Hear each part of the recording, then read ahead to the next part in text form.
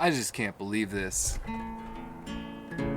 It's the 44th episode of Low Profile.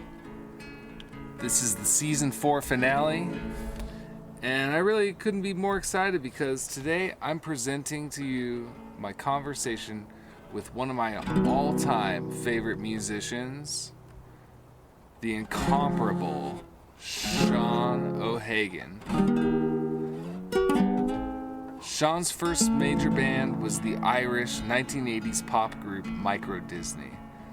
After that group disbanded, he started recording with his next project, the High Llamas, who released some of the most beautiful pop music of the last 30 years. Here's a song called The Hot Revivalist from their 1996 album, Hawaii. They spun out the air as the warm wind blew up from the tropics below. Our refuge was sought as tempers grew short.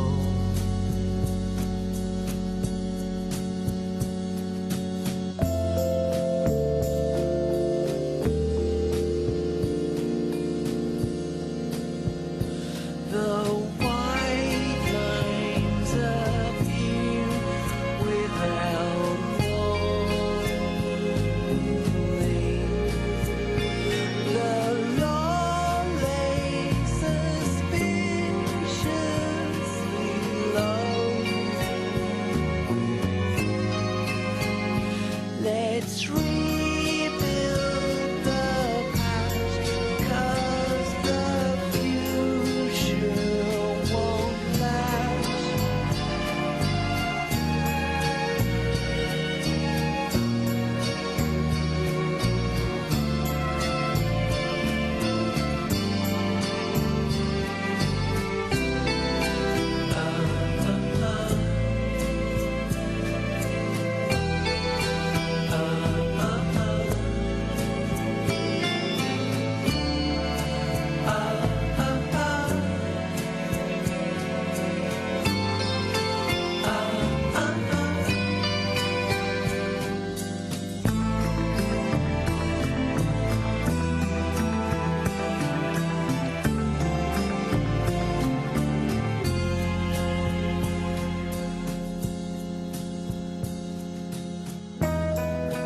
So recently, Sean's dropped the High Llamas moniker in favor of using his own name.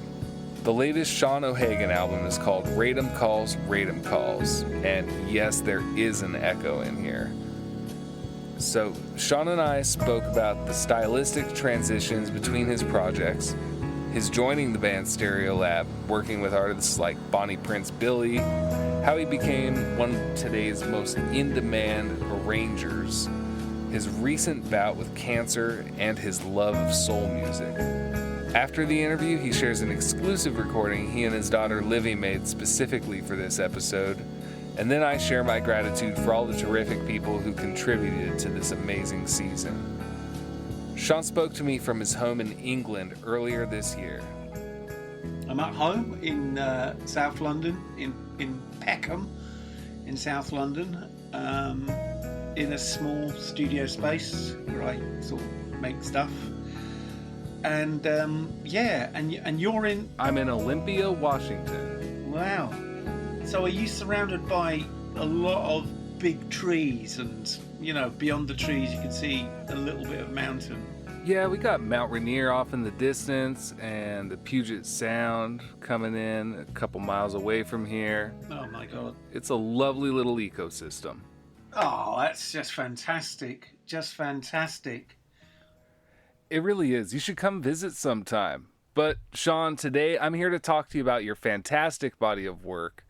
For about 30 years you recorded under the name The High Llamas, and now you're back to using your given name, Sean O'Hagan. Yeah. And that's with the album Radum Calls, Radum Calls. Yeah.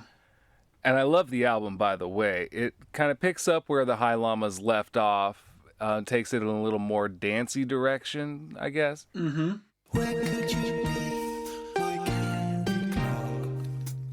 I lost you in the garden somewhere. The charity will have to shut. Tell all the spooks I hate their guts.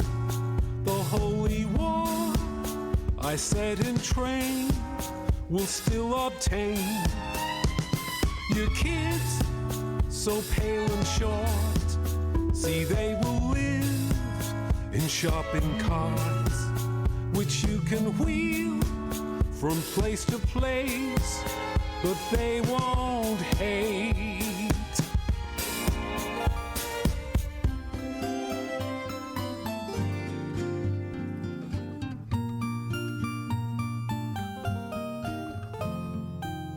Where could you be, my candy clock? I lost you in the It's more informed by modern music. Yeah, you're right. You're absolutely right there. Out of curiosity, why the echo in the album title? Radum Calls, because I had this song and I didn't have a lyric, and all I had was Radum Calls, and the end with it, I was going to go Radum Calls, but don't call me. So it was always Radum Calls. It were, and you know, those sort of things are really nice to do because you can do them. It's a little bit like, you know, you buy a nice vase and you bring it home and you put it on this nice stand or a bureau, and then you say, I wonder what it looks like upside down. So you put it upside down and you go, okay. So, you know, you do because you can. So I understand your daughter Livvy has been sharing a lot of new music with you? Yeah. And you think that informed what we're hearing on this latest record? Yeah. I'd have to say yes to that. Yeah, because, well, first of all, I've never shied away from listening to a wide range of music, and also I'm aware that this generation of young musicians from the late teens to their 30s, I think are making some of the best music that we've that's been put out in a while. There are some really extraordinary artists, especially in the US. I'm talking about people like Solange, and Oh yeah. you know, Solange is extraordinary. She's just wonderful. And these are people who aren't completely left field. You know, they're in the mainstream, but they're just making beautiful music. The Chicago's coming up with there's a wonderful artist called No Name and another artist called Saba, S-A-B-A, from a thing called Pivot Gang, and you've got in LA you've got a woman called Kaja Bonet. She's fantastic. She's quite psychedelic, but she comes from hip hop and it's pretty psychedelic. These are all really wonderful. These kids are imaginative. They're politically aware, politically active. They're just basically really turning around to the world our world, old people's world, and just saying, yeah, we can do this. And they're also saying it can be better. And I you know, that's just really lovely, I think. And you can't not be influenced by that. You can't just basically carry on with this. We've been doing it for years. We know what all the influences are, and we've read the rule book, and we've listened to all the soundtracks, and we've listened to all the great jazz, and we've listened to all the great 20th century contemporary classical. You know, we know Schoenberg, we know Webern, but we know Steve Reich, and we know Pharoah Saunders, whatever. You can't just carry on just saying we know. You've got to actually can maybe say, maybe there are other people who know even more. And when you do that, you really find music. You find so much music. And there is a danger, I think, for our generation to kind of just listen and say, nothing's as good as as what our lot did or what came before. You know, there's a danger of doing that, and so it's really nice. And these kids listen to music from before. I mean, these kids listen to amazing music, and they're listening to, you know, I'm playing. You know, I might be playing Odyssey one day, or I might be playing Basil Kirschen the next day. And these kids, they're just up and they're bright and they're going, wow, what the hell is that? You know, so you know, great hope. We feel as though we wrote the rule book, and so we don't need to sort of learn and. Well, basically, that's what I was saying. The danger would be because we think we wrote a rule book, or that we're an influential generation that we can't and won't learn. So yeah, that's really I'm very open, and I can't just walk away from this music. Yeah, absolutely. Even using tuning on your vocal, I mean. There's it would be decried by our generation. Oh my God, it's awful and whatever. I was surprised to hear some of that on this record. Oh man, I love it. I love it because I tell you who turned me onto it in a big way was what's his name? Mark. Is it Mark Cohen, who was in a band called Deerhoof. Oh, Chris Cohen, I know that guy. Chris Cohen, yeah. Chris Cohen. Our bands did a little tour of Europe together once. He made a beautiful record, which was just like a beautiful songs record. And it was a guitar, very interesting songs. And I listened, and he had gentle tuning on all his voice. And it was really, and I thought that sounds beautiful. And then, you know, I started listening to, you know, a lot of the young guys, and it can work incredibly well, really productively, you know. Oh, absolutely.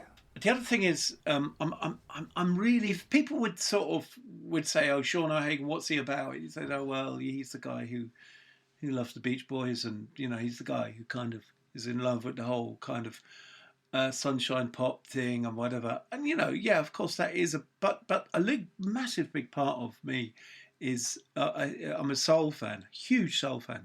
Curtis Mayfield, The Impression, Curtis Mayfield's first solo album. Maxine Brown, all of that is just, you know, dream music for me. And I just want to kind of reflect it a little bit in my final years in this business. Okay, Sean, you mentioned Maxine Brown, and you sent me an exclusive cover you did of her song, Oh No, Not My Baby. So I'm going to play that for the listener right now. When my friends told me you had someone new, I didn't believe a single word was true. I showed them all that I had faith in you. Oh yeah. I kept on saying, oh no, not my baby. Oh no, not my sweet baby.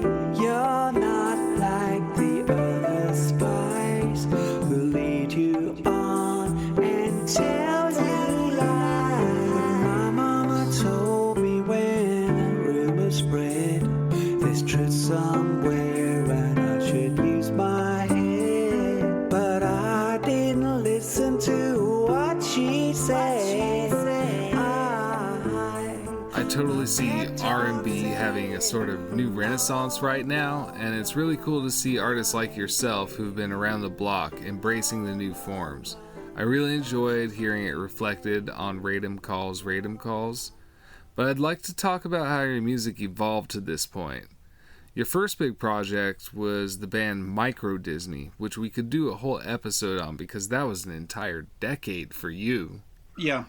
And it was hard for me to see the link between that band's sound and the very different approach you took with the High Llamas, but then I found a copy of your first Sean O'Hagan album, entitled High Llamas. Yeah. And it began making a little more sense to me. Okay. A doggy in a tracksuit, a gold flash in the sun, a sneer in the expression, the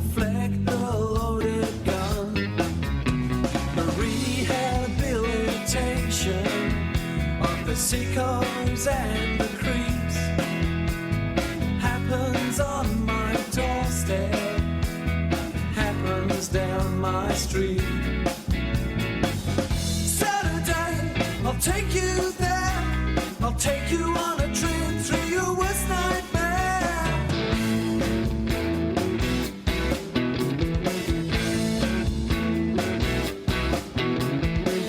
Sickness in the air, people fall around like they just don't care.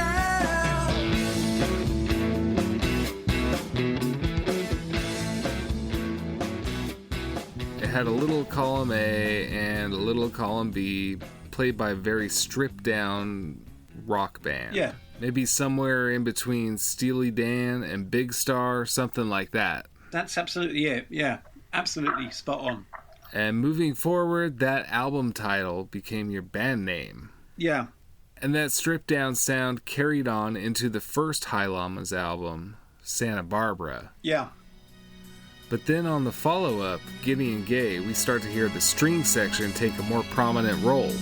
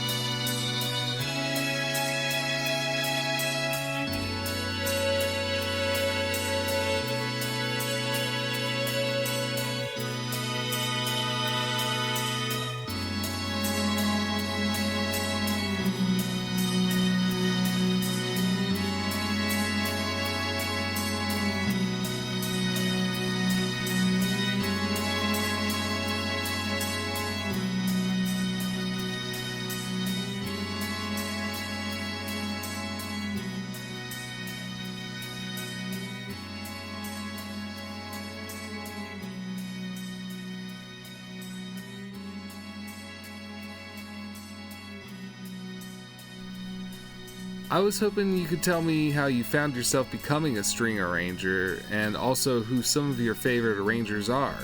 Okay. Well, I got to become a string arranger because I mean, you've got so much insight there. So when I made my first solo album, I was obsessed with Alex Chilton, to be quite honest. But my songwriting style had always been kind of leaning on, Donald Fagen, and so you're absolutely right. I sort of tried to roll the two together. But that was an exercise, and then after that, the kind of impressionistic kind of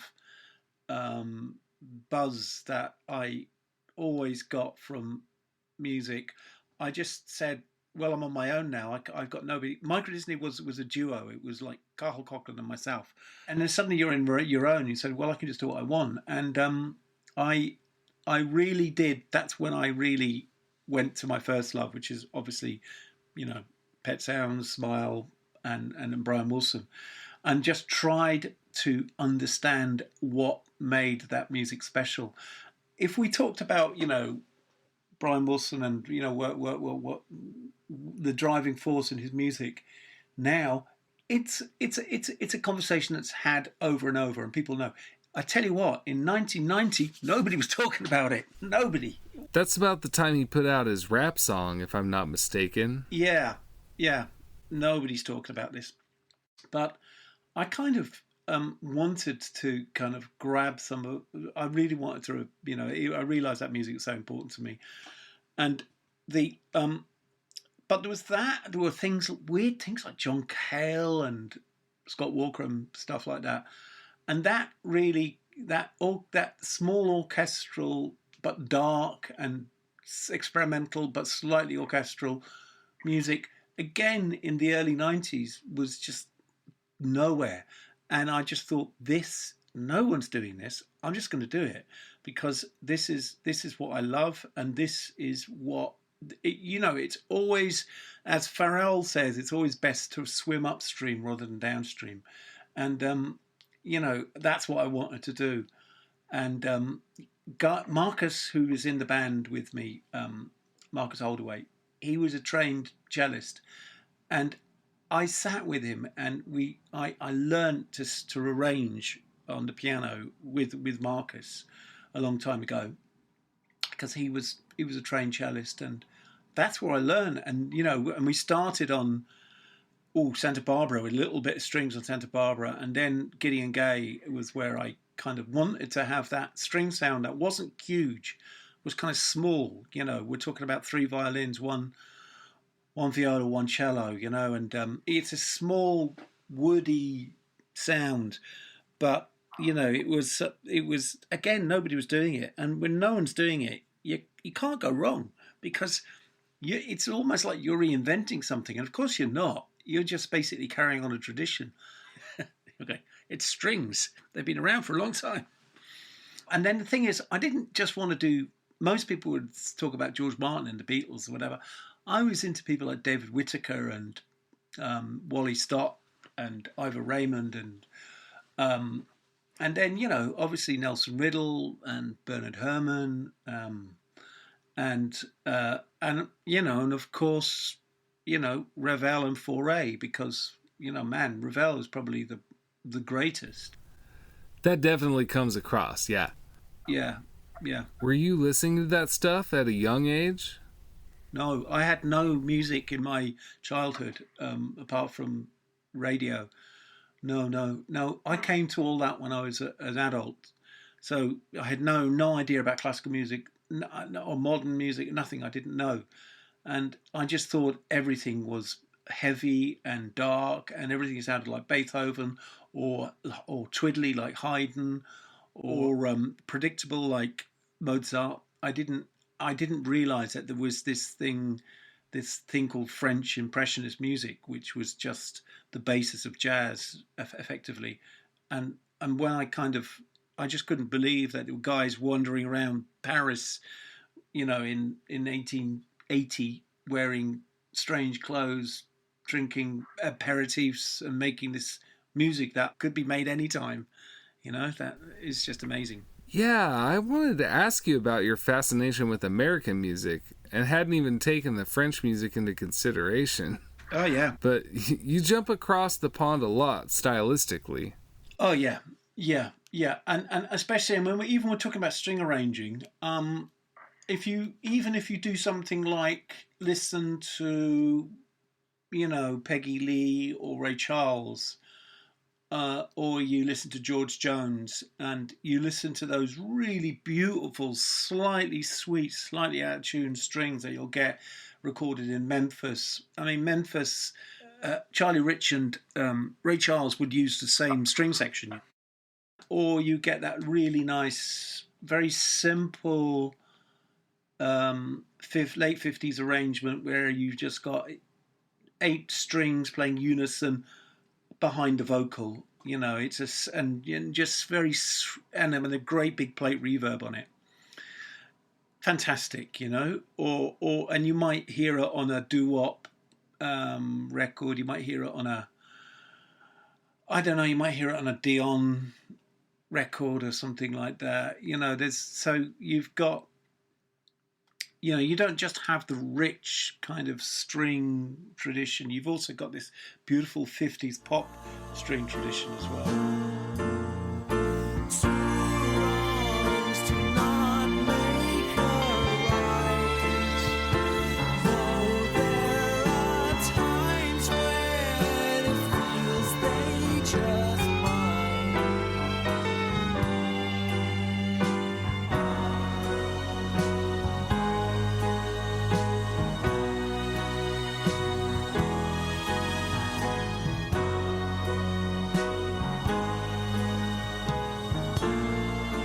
But then you've also got things like on Cancladas, very playful strings, jumping around. It's almost like it's got Baroque one bit of Baroque, and then there's pop and Baroque, and you know, all sorts of stuff going on there, and maybe a little bit of you know, experimenting going on there, and I've not yet done big strings. I haven't had the money or the inclination or the knowledge to do that. I'm very much, you know, a chamber and quartets and chamber music. That's what I can handle. Yeah, like a living room full of people. It's a lush but intimate sound for sure. Absolutely. And people have been reaching out to you for decades now to give their music the Sean O'Hagan treatment. Sondre Lerche, Paul Weller. Yeah, I did a band in Norway called Hockney, and I did Chris Cummings. I did Sondre from Norway. I was working with Friars last year, and those strings are pretty wild. I've done Elza Soares, the Brazilian singer from the 50s. I've done a lot of Brazilian stuff. I've done Stefan Juan. I did Vanessa da Mata. She's a kind of a diva, over a Brazilian diva. É desistir de tentar. Não acredite no que eles dizem. Perceba o medo de amar. Eu cresci ouvindo anedotas, clichês e chacotas, frustrações sobre amar-se, se casar, se entregar seria fraquejar.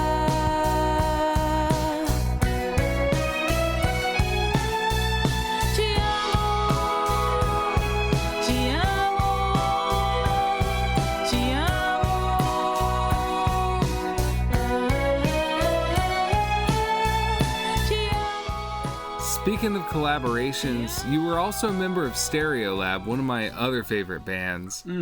That collaboration went both ways. Yeah. Because you had members of Stereolab on some of the High Llamas albums, as well as your soundtrack work with their guitarist Tim Gain. Yeah. What's the story there? Okay, so there was a very good friend of mine called Brian O'Neill, and he was the press agent for Stereolab, and they needed a keyboard player. So he said, Sean, you would be perfect. Would you come along, meet the band? And, you know, I went down to a show and they said, can you join next week? And I said, yeah, absolutely. And so that started. And then Tim and myself are very close. We were in touch with each other just last weekend, in fact. He's in Berlin, and we shared so much, and I learned so much from him. I would say that Gideon Gay, the kind of looseness and the kind of, if you know, you were talking earlier, he said that it went from this kind of rock album to a Gideon Gay, which was very, very different. A lot of that had to do with hanging out with Tim and him just saying, you can loosen up and just cut it up a bit. Literally cut the tracks up. You don't have to have a song that starts and finishes. You can just cut them around. And so, yeah, I just became the arranger and the keyboard player and bits of bass player and all sorts of stuff. And then, of course, we did, you know, lots of records together. Or we did Turn On together as well, of course. And that was great fun, Turn On. Right, Turn On is kind of a dance record, I guess.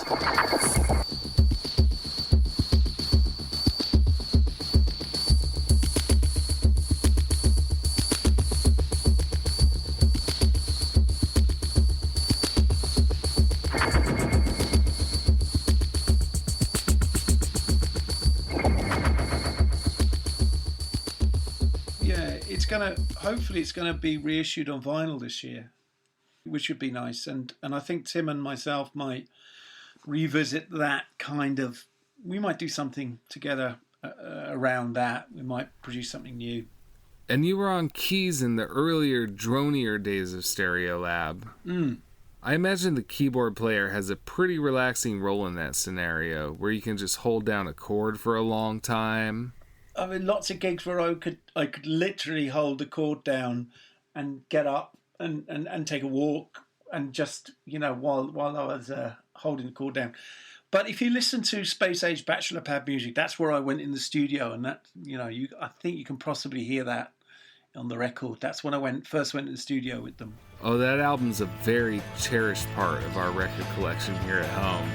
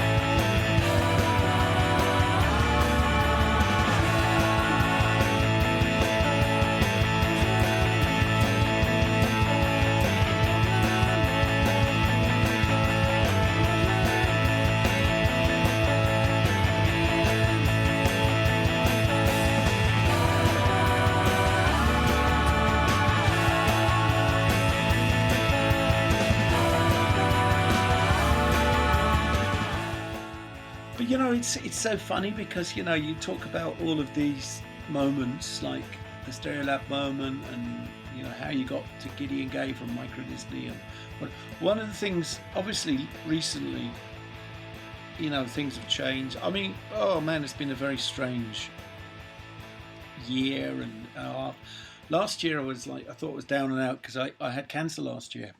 I was just didn't know what was going to go on, and trying to actually hold things together and trying to, am I going to write again? Am I going to do anything?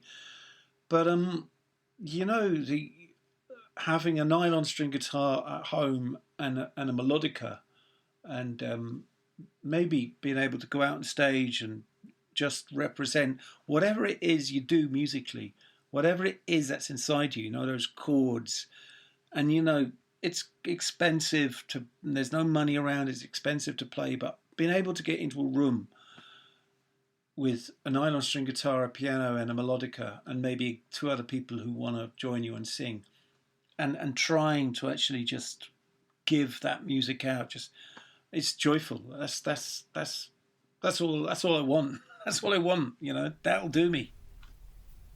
Man, that must have been terrifying. Are you doing better these days? I'm doing very well. I've been through my chemo and I'm stronger and stronger. And I want to kind of one day be able to get on the plane again and fly out to Washington State and, go into a small bar and just sing the songs, and have borrow a piano from somebody. Somebody can turn up with a piano. I'll have my nylon string and just sit and sing and talk, and maybe have two people in the audience who've got good voices who don't mind actually improvising on a microphone with you. That's what I swear I do that. I've gone to France and I've done it like that. While we're still on the topic of your music in the 20th century, back in those days, a lot of music journalists said the High Llamas owed a lot to a certain iconic American band. And I was just wondering if you could talk about your love of the Beastie Boys. The Beastie Boys.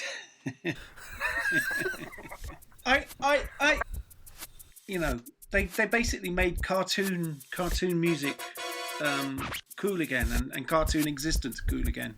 The same could be said for the Beach Boys as well, right? Yeah. Their album Love You. Yeah. Oh man, Beach Boys Love You. What the hell was going on during that record? Incomplete songs and personality clashes between Mike Love and Brian Wilson, and Brian clearly too ill to really participate. Right. There's personality clashes between Brian Wilson and Brian Wilson at play there too, probably.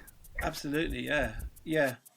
Unbelievable. What a strange record, and really beautifully loose piano playing. I love it.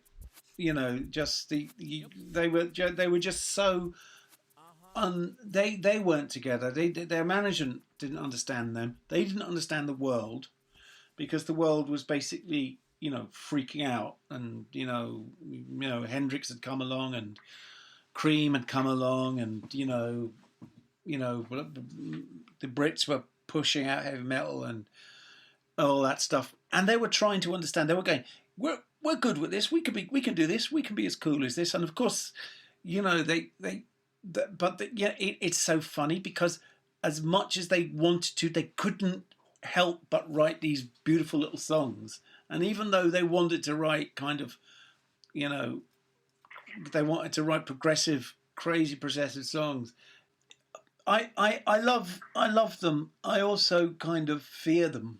I won't speak about it a lot, but I did spend some time with them. Wait, when you say spent some time with the Beach Boys, like you played with them?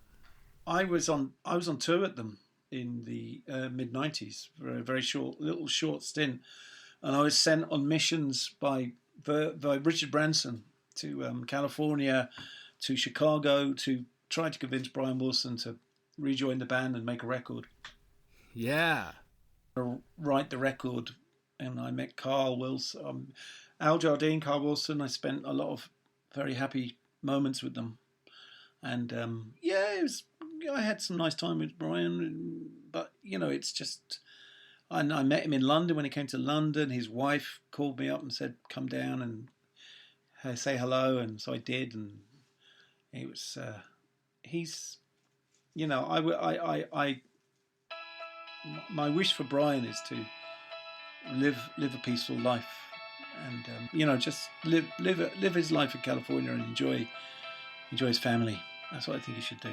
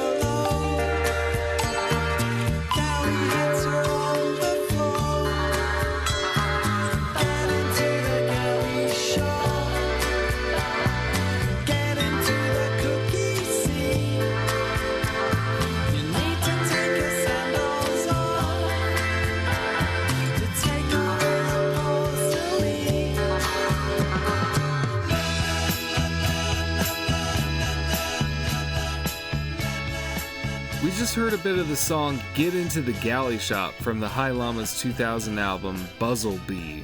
It's a fantastic album with lush, psychedelic production. Yeah. And shortly thereafter, we got the album Beat, Maize, and Corn, where you abandoned all those electronic sounds and... Yeah, I went to make this record that was like woody and autumn, and I was listening a lot to stuff like Benjamin Britten.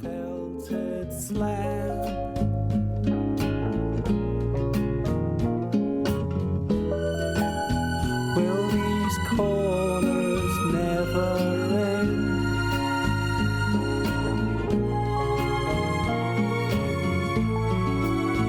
I have tasks I must attend.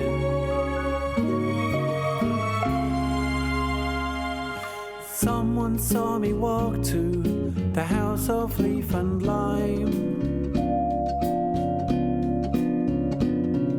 Someone saw me walk to the house of leaf and lime. Others start the day with the house of leaf and lime. Someone saw me walk to the house of leaf and lime.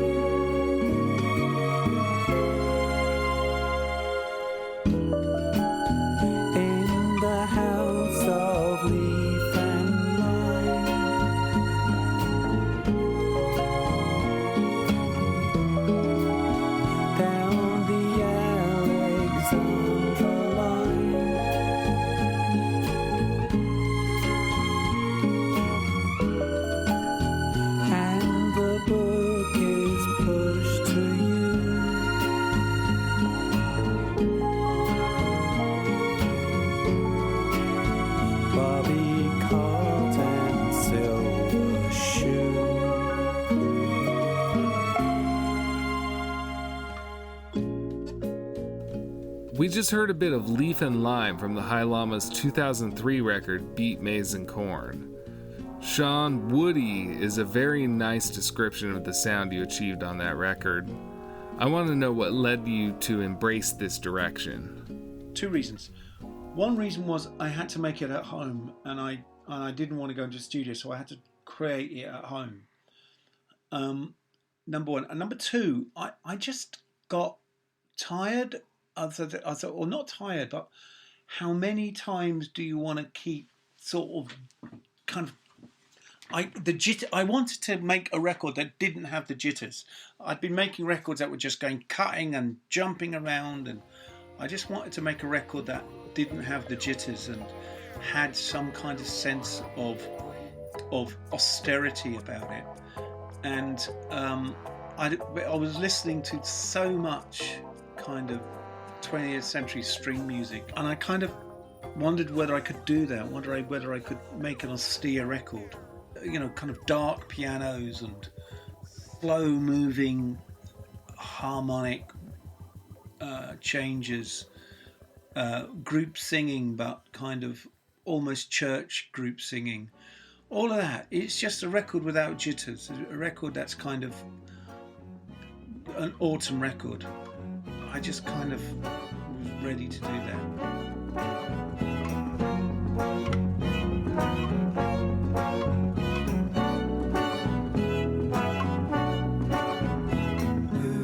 We'll make a space for Callaway.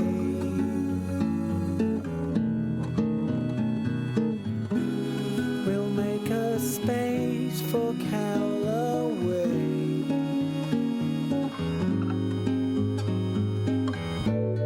We'll stay outside instead.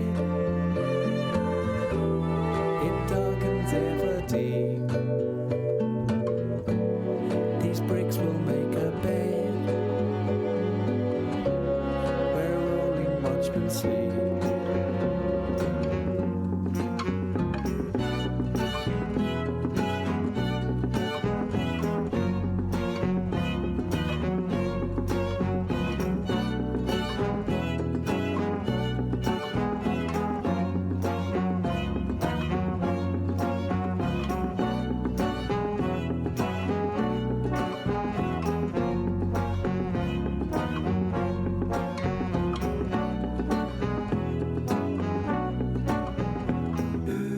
We'll make a space for Callaway.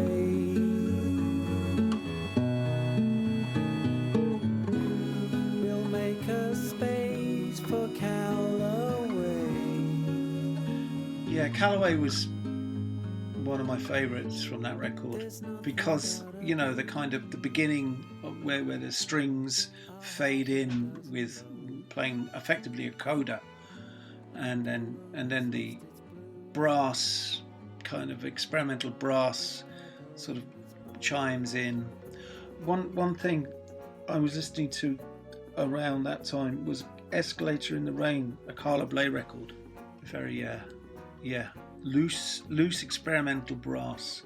So yeah, you have people like Mike Mantler and, you know, Robert Wyatt. They're all in there. They all play a part.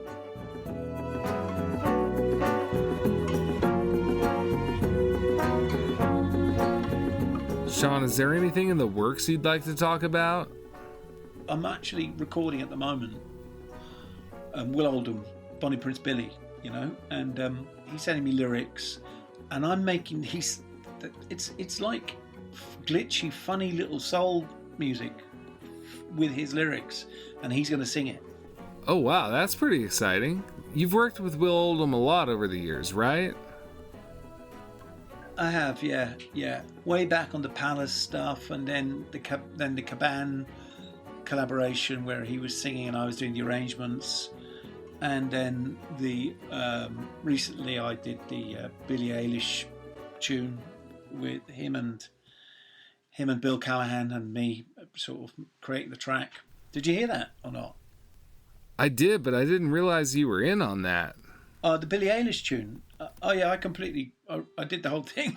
I did the whole track.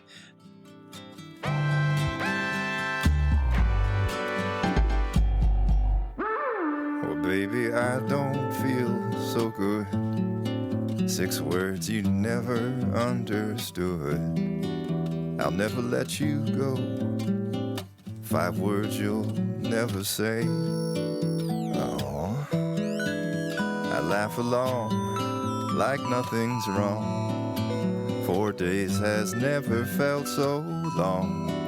If 3's a crowd and 2 was us, 1 slipped away. And I just want to make you feel okay.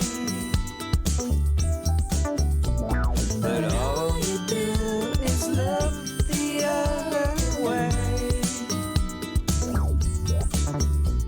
And I can't tell you how much I wish I didn't want to stay. And I just kind of wish you were gay. Is there a reason we're not through? Is there a 12-step just for you? Our conversations all in blue. 11, hey, 10 fingers tearing out my hair. 9 times you never made it there. I ate alone at 7. You were 6 minutes away. How am I supposed to make you feel okay when all you do is turn and walk the other way?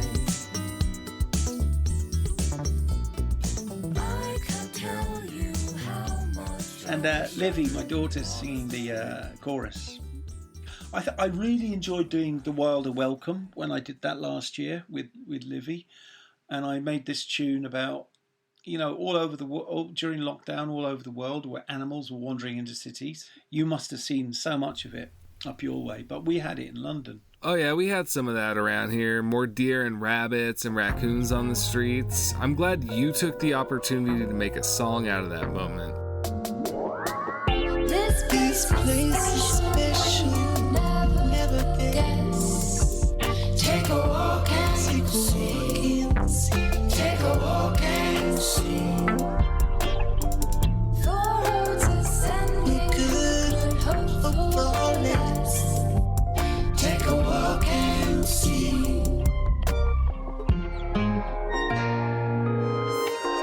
Do you think normal times we hide away? Oh, but you do. Who's watching? Who's watching? Please think this through. Please think this through. Who's watching? And to me, it sounded like you were channeling Bootsy Collins, Absolutely. or maybe even Sly Stone. You're so right on all of it. I love this thing of you've got the chorus sung really straight and beautifully, la da da pay you down, da da ba da da ba da ba ba, da da dum dum dum dum dum, and then you've got the main singer. Yeah, da da da, yeah, but come, do do do do, yeah, la la la la. It's the gospel, and it's just fantastic. It's just like Sly Stone. I swear to God, we listen, we sit and we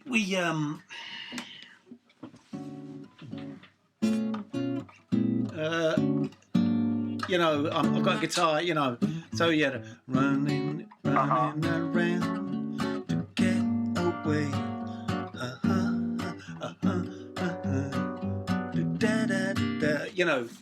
That I just absolutely get that up. And my daughter, we just sing Sly Stone. We just sit in the kitchen and sing Sly Stone, Man, I wish I could hear that. I could listen to that all day. Running away to get away. Ha ha ha ha. You're wearing out your shoes.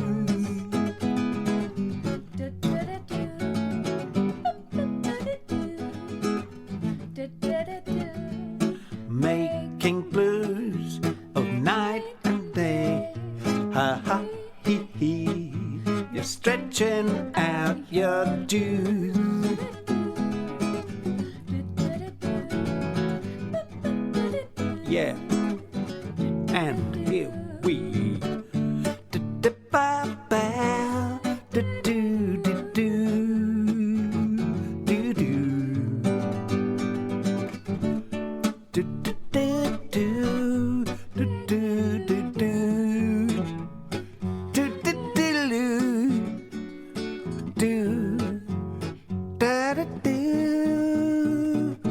short of the cut, short to cut, the quicker the bun. Ha ha ha ha, and time is here to stay.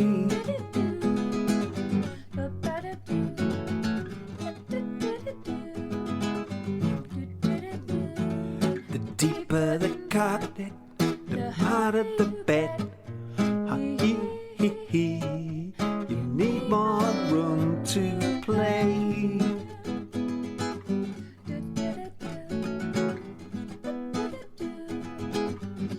And here we go.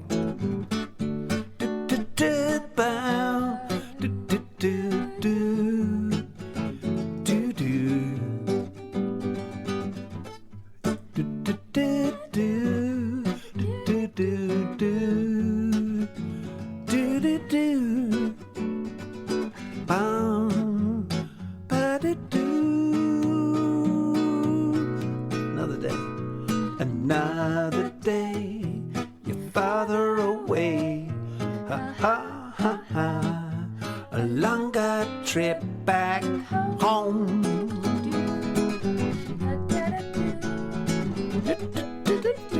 One more. Ba ba ba ba. Do do do do do do daddy. Well, thanks for coming on to Low Profile, Sean O'Hagan. It's been so nice talking to you. Thank you.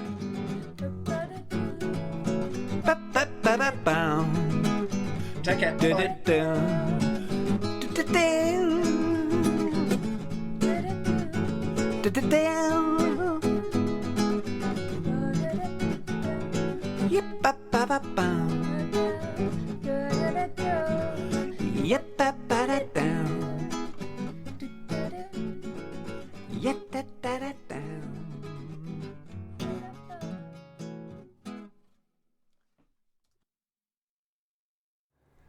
This has been Low Profile. I'm Mark Lee Morrison, and you just heard my interview with the recording artist and arranger Sean O'Hagan of the High Llamas, Stereolab, and Microdisney.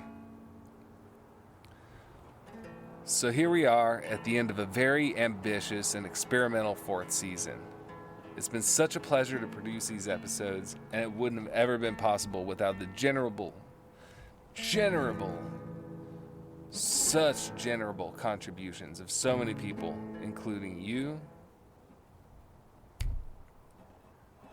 So here we are at the end of a very ambitious and experimental 4th season. It's been such a pleasure to produce these episodes, and it would not have been possible without the generous contributions of so many people, including you, the listener. So first of all, thanks to you for giving my hard work an audience. And then to the amazing lineup of guests this season. Sean O'Hagan, of course, OK Vancouver OK, Johnny Fritz, Gretchen Christopher of the Fleetwoods, Allison O'Donnell from Mellow Candle, Ed Wilcox, Mark Hosler, The Worst Nightmare, Alice Stewart, Jeffrey Lewis, Brianna Morella. A big thanks and a we're not worthy to all of you. I'm also filled with gratitude for all the people who contributed to this past season, like all the correspondent hosts we had earlier this year. Also, as you may have noticed, this was the first time a season of the show had a look, and that's all because of the amazing portraits of each featured guest drawn for your visual pleasure by Taylor W. Rushing. He has an illustration business called Not Bad Illustrations. You should absolutely hire him for your next endeavor. You can find his previous work and lots of aesthetically delicious merchandise at taylorwrushing.com. Thanks also to my fam at San Francisco Street Bakery and the newly reopened Schwartz's Deli in Olympia, Washington for in-kind support from the very beginning. And finally, a big shout out to my Patreon supporters, Nick, Matt, Ruth, David, Miles, Andrew, Sean, Joe, Patrick, Matthew, Tim, Jason, Jack. It means so much to me that this work means so much to you. And anybody else who would like to chip in and help this show keep existing, you can visit patreon.com/lowprofile. We're on Instagram at lowpropodcast, and all episodes of this show with expanded content and context can be found at lowprofilepodcast.com. If you have some catching up to do on previous episodes, get your headphones on now because the next season is heading your way in October. There's no sign of slowing down here. We've already got more than half of Season 5 recorded. Last, but most of all, thanks to my astonishing wife Lonnie for believing in this endeavor, and our amazing children, Camille, Lulu, and Felix, for being the best kids a papa could ever ask for. Until next time, as the late, great Tom T. Hall sang. May the force be with you always, sweetheart.